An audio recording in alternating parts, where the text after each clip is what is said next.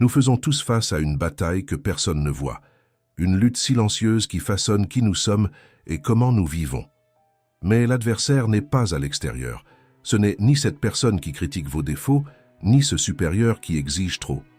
Il est bien plus proche. Il se trouve dans votre esprit. C'est cette voix qui surgit aux moments cruciaux, murmurant « Mieux vaut ne pas essayer, tu n'es pas à la hauteur. » Et si tu échouais? Au départ, elle semble vouloir vous protéger, comme un ami inquiet. Mais, peu à peu, elle érige des murs invisibles, alimente vos peurs et freine vos actions. Voici la vérité. Cette voix n'est pas vous. Elle n'est pas un juge qui détermine qui vous êtes réellement ou ce que vous méritez. Cette voix est simplement le reflet de vos craintes, forgées par vos expériences passées, vos insécurités et les attentes que d'autres ont projetées sur vous. Le premier pas pour changer cela est de reconnaître qu'elle ne vous définit pas. Vous pouvez apprendre à questionner ces pensées et à réécrire votre histoire. La force pour y parvenir est déjà en vous. C'est le courage de voir au-delà de vos peurs, de comprendre vos émotions et de laisser la raison les guider. Les stoïciens nous ont enseigné que le véritable pouvoir réside dans le contrôle de nos émotions et dans la recherche de l'équilibre, même dans les moments difficiles. C'est la clé pour transformer votre esprit en passant d'un ennemi à un allié. Vous pouvez remporter cette lutte intérieure et vivre de manière plus libre et consciente. Dans cette vidéo, vous allez découvrir comment prendre le contrôle de vos pensées, grâce à la sagesse stoïcienne et à des outils pratiques issus de la science. Le changement commence maintenant. Comme l'a dit Platon, la plus grande victoire est de se conquérir soi-même. Lorsque vous maîtrisez votre esprit, il cesse de vous limiter et devient votre plus grand allié. Et c'est cela, vivre chaque jour avec clarté, but et liberté. Avant de commencer, abonnez-vous à la chaîne, laissez un j'aime et activez les notifications pour ne pas manquer les prochains contenus. Trouvez la source du bruit. Imaginez que vous rentrez chez vous et remarquez une tache sombre sur le mur, quelque chose de petit, presque insignifiant. Vous vous dites « je réglerai ça plus tard ». Mais les jours passent et la tache reste là, immobile, jusqu'à ce que vous ne la remarquiez plus, ou du moins, vous pensez ne plus la remarquer. Pourtant, au fond, cette imperfection vous dérange. Un jour, le mur commence à s'effriter, révélant que le problème était plus profond qu'il n'y paraissait. Ce n'était pas qu'une tache, mais une fuite cachée, créant des fissures et affaiblissant tout. Maintenant, réfléchissez. Combien de fois faites-vous la même chose avec vos pensées?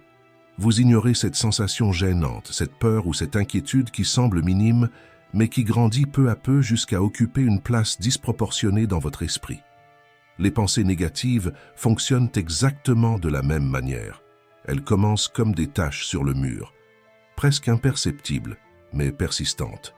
Et si vous ne les affrontez pas, elles prennent de l'ampleur, rongeant votre paix intérieure et votre clarté mentale.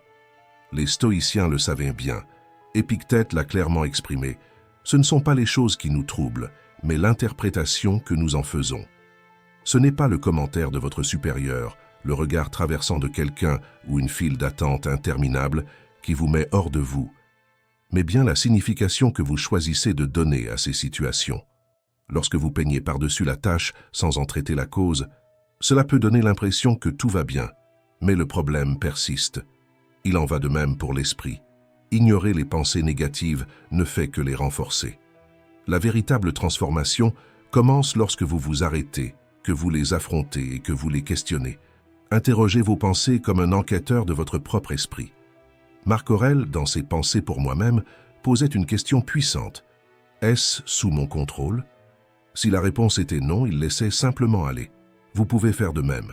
Demandez-vous, pourquoi cela m'affecte-t-il autant? Cette pensée reflète-t-elle la réalité ou n'est-ce qu'une histoire que je me raconte?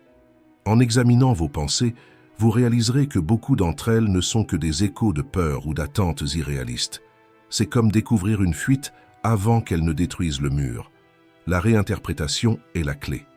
Martin Seligman, le père de la psychologie positive, a démontré que changer la manière dont nous interprétons les événements réduit l'anxiété et améliore notre bien-être. Réfléchissez-y. Lorsque vous regardez une erreur et que vous vous dites « je suis un échec », vous renforcez le négatif. Mais si, à la place, vous pensez « j'ai fait une erreur mais je peux apprendre de cela », vous créez un espace pour grandir. Il ne s'agit pas de prétendre que les problèmes n'existent pas, mais de changer la perspective avec laquelle vous les abordez. Ainsi, vous cessez d'être victime de vos pensées pour devenir le protagoniste de votre histoire. Un exercice simple pour commencer est d'écrire vos pensées négatives comme si elles étaient des fissures dans un mur, puis de vous poser les questions suivantes. Est-ce réel ou n'est-ce qu'une peur? Est-ce sous mon contrôle? Quelle est la pire chose qui pourrait arriver? Pour chaque pensée, essayez de créer une version plus réaliste. Par exemple, si vous pensez « je n'y arriverai jamais », transformez cela en « je n'y suis pas encore arrivé, mais j'apprends ». Rappelez-vous que reconnaître le problème n'est qu'un début. Comme dans une rénovation, il faut agir. Demandez-vous « quel est le plus petit pas que je peux faire maintenant pour transformer cela ?» et dirigez vos actions vers le changement que vous souhaitez. Le véritable changement exige du courage et de la constance. Il ne s'agit pas de simplement repeindre, mais de réparer la structure. À chaque pensée que vous défiez, à chaque action que vous entreprenez, votre esprit se renforce et vous reprenez le contrôle de votre vie. Vous avez déjà toutes les ressources nécessaires pour cette rénovation intérieure. Il est temps de les utiliser. Comment penser avec clarté? Imaginez Anne. Aux yeux de tous, elle semblait avoir la vie bien en main. Un bon travail, des amis, une famille. Extérieurement, tout paraissait parfait. Mais au cours d'une conversation sincère, elle m'a confié quelque chose que je n'ai jamais oublié. Quand je fais une erreur, je me sens comme un échec total. Mon esprit répète des choses comme « Pourquoi tu gâches toujours tout ?» ou « Tu ne seras jamais assez bien ». Anne ne faisait pas que commettre des erreurs.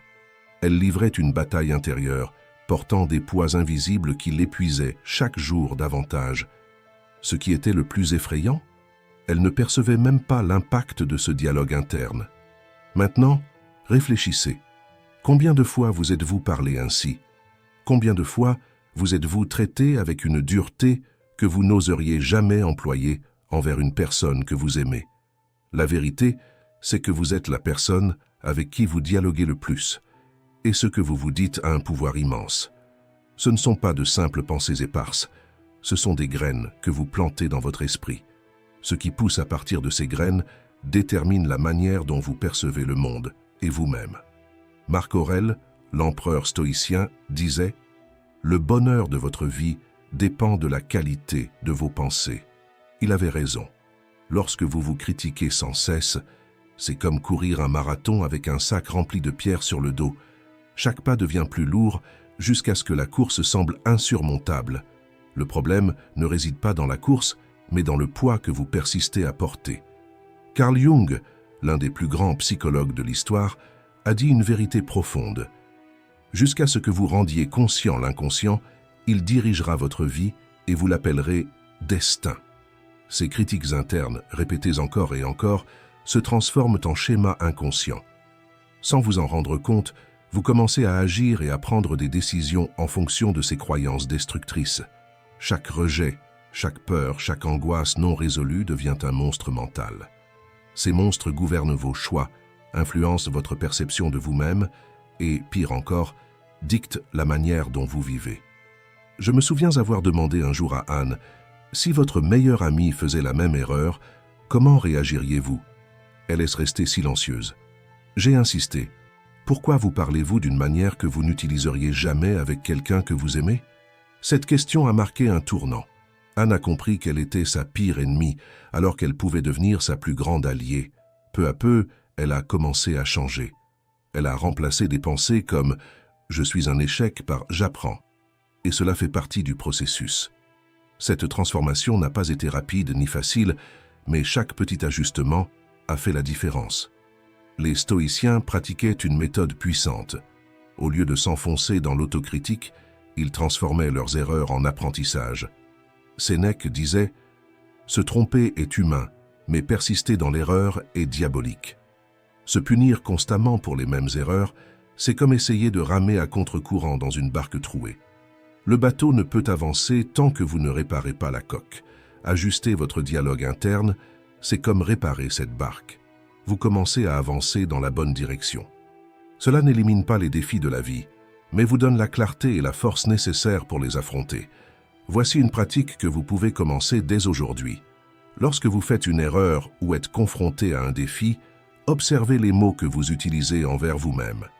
Notez-les sur papier ou dans votre téléphone. Relisez-les attentivement et demandez-vous « Dirais-je cela à quelqu'un que j'aime ?» Si la réponse est non, reformulez. Par exemple, remplacez « Je ne fais jamais rien de bien » par « J'apprends » et cela prend du temps.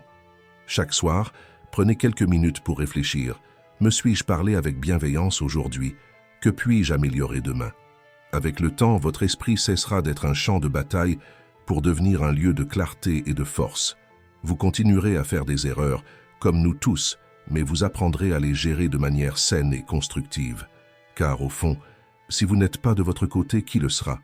Soyez votre meilleur allié. Choisissez des mots qui vous élèvent, car ils ont le pouvoir de façonner ce que vous croyez être possible. La décision vous appartient. Maîtrisez la peur comme un stoïcien. Combien de fois vous êtes-vous senti paralysé par la peur? Peut-être s'agissait-il de ce projet qui n'a jamais vu le jour, du rêve resté dans un tiroir, ou de cette conversation importante que vous avez évitée. La peur, comme un murmure constant, ne se contente pas de limiter nos actions. Elle nous vole aussi ce que nous avons de plus précieux, notre potentiel. Imaginez la peur comme un couloir étroit, avec des portes fermées dans toutes les directions. Plus vous essayez de fuir, plus ces portes semblent se refermer, vous emprisonnant. Mais il y a une vérité fondamentale que nous oublions souvent. Le problème n'est pas la peur elle-même, mais l'importance que nous lui accordons. Plus vous l'alimentez avec des scénarios catastrophiques ou tentez de l'éviter, plus elle grandit, prenant des formes démesurées et effrayantes. Les stoïciens voyaient la peur autrement. Pour eux, elle n'était pas un ennemi à éviter, mais un professeur à comprendre. Marc Aurèle écrivait « Si quelque chose d'extérieur te cause de l'angoisse, ce n'est pas cela qui te perturbe, mais le jugement que tu portes sur cette chose. Et tu peux changer ce jugement à l'instant même. » Sous cette lumière, la peur perd sa puissance. Elle cesse d'être une ombre menaçante et devient une leçon à apprendre. Pensez à la peur comme une pièce sombre. De loin, elle semble remplie de dangers invisibles. Mais en allumant la lumière, vous réalisez que ce qui semblait être un monstre n'est qu'une pile de cartons oubliés. La peur prospère dans l'inconnu. À la lumière de la compréhension, elle disparaît. Une pratique stoïcienne, la premeditatio malorum, peut vous y aider. Visualisez le pire scénario possible. Imaginez avec précision ce que vous redoutez. Une présentation, une erreur, un rejet. Posez-vous cette question. Si le pire se produit, qu'est-ce qui pourrait réellement mal tourner? Et si cela arrivait, comment pourrais-je y faire face? Vous constaterez que, dans la plupart des cas, la réponse est simple. Je peux y faire face. Susan Jeffers, dans Trembler mais oser, explique que faire de petits pas vers ce que nous redoutons réduit considérablement son intensité. C'est comme traverser une rivière qui semblait profonde. En y mettant les pieds, vous réalisez qu'elle est moins profonde que prévu. Le mouvement dissout l'illusion de la peur. Alors, comment pouvez-vous commencer dès maintenant? Tout d'abord, nommez la peur. Ne vous contentez pas de dire « j'ai peur d'échouer ». Soyez précis. Qu'est-ce qui vous effraie exactement? Une fois définie, la peur devient plus gérable. Ensuite, visualisez le pire scénario et demandez-vous « si cela échoue, que se passera-t-il vraiment? Comment puis-je y faire face ?» La plupart du temps, les conséquences ne sont pas aussi graves qu'elles semblent l'être. Enfin, agissez, même avec la peur. N'attendez pas de vous sentir confiant. Faites un pas, même petit. Chaque mouvement réduit la peur et augmente votre courage. Souvenez-vous, ce que vous redoutez souvent cache ce qui peut le plus vous transformer. Il ne s'agit pas d'ignorer les risques réels, mais de distinguer le danger véritable de l'inconfort temporaire. Demandez-vous, cette peur est-elle un avertissement légitime ou une invitation à ma croissance? En fin de compte, vous avez le choix. Rester prisonnier des histoires que la peur raconte ou commencer à écrire une nouvelle narration. La peur n'a de pouvoir que si vous le lui accordez. Affrontez-la, transformez-la et permettez-vous de grandir. Si ce message vous a touché, partagez-le. Laissez un like, abonnez-vous à la chaîne et ensemble, apprenons à transformer la peur en force et en sagesse. Remplacez les pensées qui vous limitent. Quand vous avez froid, vous n'attendez pas que cela disparaisse tout seul. Vous mettez un vêtement chaud ou cherchez quelque chose pour vous réchauffer. Alors, pourquoi ne pas faire de même avec les pensées qui vous bloquent? Ces pensées que nous ressassons jour après jour sapent notre confiance, amplifient notre anxiété et nous donnent l'impression d'être coincés dans un labyrinthe sans issue. C'est comme porter un sac à dos rempli de choses inutiles. Chaque pas devient plus lourd, jusqu'à ce qu'il semble impossible d'avancer. Mais ce n'est pas une fatalité. Cléante d'Assos, l'un des grands penseurs du stoïcisme, disait « Comme l'eau façonne la pierre, les pensées façonnent l'esprit ». Cette phrase nous rappelle que tout ce que nous pensons, encore et encore, laisse des traces. Ces traces peuvent nous propulser ou nous enfermer. Et le choix des pensées que nous cultivons est toujours entre nos mains. Le problème, c'est que nous traitons souvent les pensées négatives comme des faits. Une critique, une erreur ou une situation difficile est interprétée de manière rigide et nous ressassons cela dans notre tête jusqu'à ce que cela devienne une vérité absolue. Mais est-ce vraiment nécessaire? Imaginez que vous trébuchiez et pensiez « je suis un échec ». Et si, au lieu de cela, vous pensiez « j'ai fait une erreur, mais je peux essayer à nouveau ». Ce n'est pas seulement une question d'optimisme, c'est de la science. Le docteur Andrew Huberman explique que, en adoptant consciemment de nouvelles pensées, nous créons de nouvelles connexions dans le cerveau. C'est comme instaurer une nouvelle habitude. Au début, c'est difficile, mais avec le temps, cela devient naturel. Pensez à votre esprit comme un outil. Essayer de résoudre un problème émotionnel avec une pensée négative, c'est comme essayer de réparer un meuble avec une fourchette. Cela ne fonctionnera pas. Mais en remplaçant cette pensée par quelque chose de plus constructif, comme « je peux apprendre de cela », tout commence à s'aligner. Changer de pensée ne signifie pas ignorer la réalité. Cela signifie trouver une manière de la percevoir qui vous aide à avancer au lieu de vous retenir. Quand vous ajustez votre point de vue, même les jours les plus difficiles peuvent révéler des enseignements ou ouvrir de nouvelles voies. Au début, cela peut sembler étrange ou même difficile. Changer demande des efforts, mais chaque petit remplacement renforce votre capacité à penser de manière plus positive et utile. Avec le temps, cela devient une partie intégrante de qui vous êtes. Posez-vous cette question. Quelle pensée puis-je abandonner aujourd'hui? Peut-être est-ce le doute que vous n'êtes pas capable ou la peur de l'échec. Remplacez-la par quelque chose qui vous encourage à agir, à essayer, à grandir, parce que vous méritez un esprit qui vous soutienne et non qui vous freine. Ne vous laissez pas contaminer par votre environnement. Avez-vous remarqué comment l'environnement autour de vous peut changer votre humeur et même vos décisions sans que vous vous en rendiez compte? C'est comme un courant invisible qui influence peu à peu vos pensées et vos émotions. Imaginez que vous entrez dans une petite pièce où quelqu'un a laissé une casserole brûlée. L'odeur de fumée envahit l'espace, et même si vous êtes propre et parfumé, vous finissez par sentir cette odeur imprégner vos vêtements. La négativité agit de la même manière, une chose qui semble éloignée, mais qui peut rapidement vous affecter, même si vous avez commencé la journée dans de bonnes dispositions. La science explique cela grâce aux neurones miroirs, qui nous connectent émotionnellement aux personnes qui nous entourent. Lorsque nous sommes entourés de pessimisme ou de critique, notre cerveau reflète ces émotions, comme un miroir. Sans nous en apercevoir, nous commençons à porter ce poids, influençant nos choix et nos attitudes. Mais voici la bonne nouvelle. Vous n'êtes pas obligé d'accepter cela. Pensez à une pièce fermée avec un air lourd. Que feriez-vous? Vous ouvririez une fenêtre, allumeriez un ventilateur ou sortiriez simplement. Pour l'esprit, c'est un peu pareil. Vous pouvez choisir ce qui entre et ce qui reste à l'extérieur. Sénèque disait « Entourez-vous de personnes qui peuvent vous rendre meilleur et efforcez-vous également d'améliorer les autres ». Cela ne signifie pas que vous devez vous éloigner de tout le monde, mais qu'il est essentiel de fixer des limites claires sur ce qui mérite votre attention et votre énergie. C'est comme protéger votre maison les jours de pluie. Vous ne pouvez pas empêcher la tempête, mais vous pouvez fermer les fenêtres pour protéger l'intérieur. La psychologie nous enseigne également quelque chose d'important.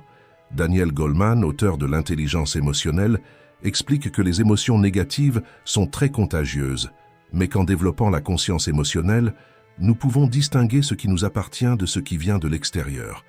Imaginez placer une moustiquaire à la fenêtre. Vous laissez entrer l'air frais, mais empêchez les insectes de pénétrer.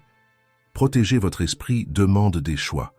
Si les réseaux sociaux, les actualités ou certaines conversations vous volent votre énergie, essayez de vous en déconnecter pendant un moment, d'éviter les débats inutiles ou de bloquer les contenus nuisibles. À la place, concentrez-vous sur des activités qui vous régénèrent.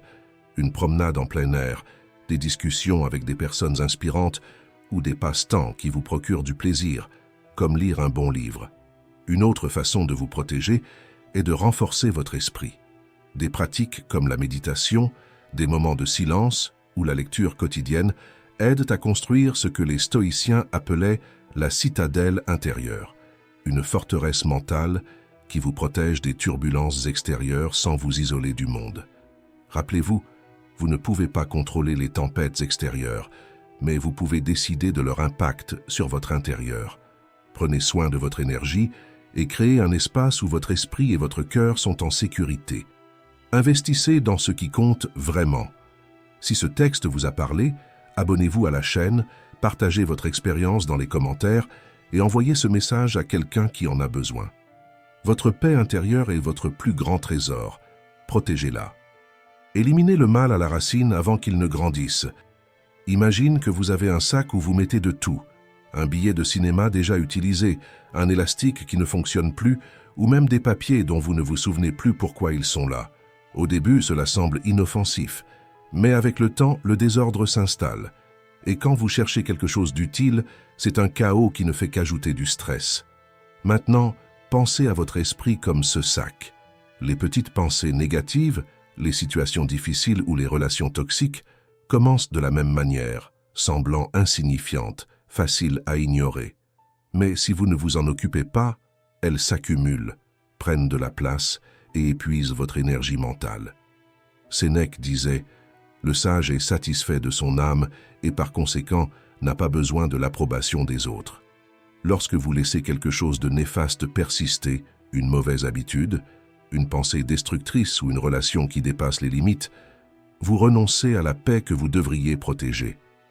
Marc Aurèle nous rappelle également « Il est absurde de ne pas chercher à éviter ses propres maux, ce qui est possible, mais de vouloir les éviter chez les autres, ce qui est impossible. Ignorer les problèmes dans votre vie, c'est comme laisser un robinet fuir. Au début, ce n'est qu'un petit désagrément. Mais avec le temps, le gaspillage devient insoutenable. Ce que vous perdez dans ce processus est précieux, votre temps et votre énergie. Ces fuites dans votre vie épuisent ce qui est le plus important, votre paix intérieure et votre essence. Affronter ces situations, ce n'est pas agir impulsivement, mais être honnête avec vous-même. Posez-vous cette question. Cela a-t-il encore du sens dans ma vie? Peut-être s'agit-il d'une habitude qui vous retient, d'une relation qui a perdu son équilibre, ou même d'une pensée que vous entretenez inconsciemment. Dans ces moments-là, votre esprit peut trouver des excuses. Ce n'est pas si grave. Ou je m'en occuperai plus tard. Mais remettre à plus tard, c'est comme accumuler du désordre chez soi. Au début, cela semble insignifiant, jusqu'au jour où vous réalisez qu'il n'y a plus de place pour ce qui compte vraiment. Dire non à ce qui vous nuit est un acte d'amour-propre. C'est dire oui à ce qui vous fait grandir et vous apporte la paix. Considérez cela comme entretenir un jardin. En éliminant les mauvaises herbes, vous créez de l'espace pour que les fleurs saines puissent pousser. De la même manière, en abandonnant ce qui ne sert plus, vous faites de la place pour ce qui compte réellement et nourrit votre âme. La vie ne consiste pas à accumuler tout ce qui croise votre chemin, mais à choisir avec soin ce qui mérite une place dans votre esprit et dans votre cœur. Parfois, cela signifie reconnaître que quelque chose a déjà rempli son rôle. Dans les prochains jours, essayez de retirer de votre vie ce qui n'apporte rien de positif. Que ce soit une routine qui vous épuise, une relation qui vous tire vers le bas ou même des pensées qui ne vous font pas de bien. Ainsi, vous libérez de l'espace pour ce qui compte vraiment et vivez avec plus de légèreté, de clarté et de sens. Apprenez à être plus fort que les pressions de la vie. Imaginez que vous portez des sacs de course très lourds et que le chemin jusqu'à chez vous semble interminable. Chaque pas demande plus d'efforts, vos bras commencent à vous faire mal et à un moment vous vous demandez « Est-ce que je vais réussir à continuer ?» Cette sensation vous est familière, n'est-ce pas? La vie ressemble souvent à ce moment-là. Les défis surgissent comme des poids supplémentaires, testant nos limites. Et cette petite voix intérieure commence à murmurer qu'il vaut mieux abandonner. Mais c'est précisément dans ces moments que nous découvrons notre véritable force, celle qui apparaît lorsque continuer est la seule option. Marc Aurèle, l'un des plus grands stoïciens, nous a enseigné une leçon précieuse. L'obstacle devient le chemin. Il nous rappelle que les obstacles ne sont pas là pour nous arrêter, mais pour nous transformer. Chaque difficulté est une opportunité de devenir plus fort. Pensez à une personne qui a traversé d'immenses difficultés, comme une mère qui travaille 2 emplois pour subvenir aux besoins de ses enfants. Malgré la fatigue et les défis quotidiens, elle trouve de la force là où d'autres ne voient que de l'épuisement. Sa détermination montre que parfois, ce n'est pas ce que nous affrontons qui compte, mais comment nous l'affrontons.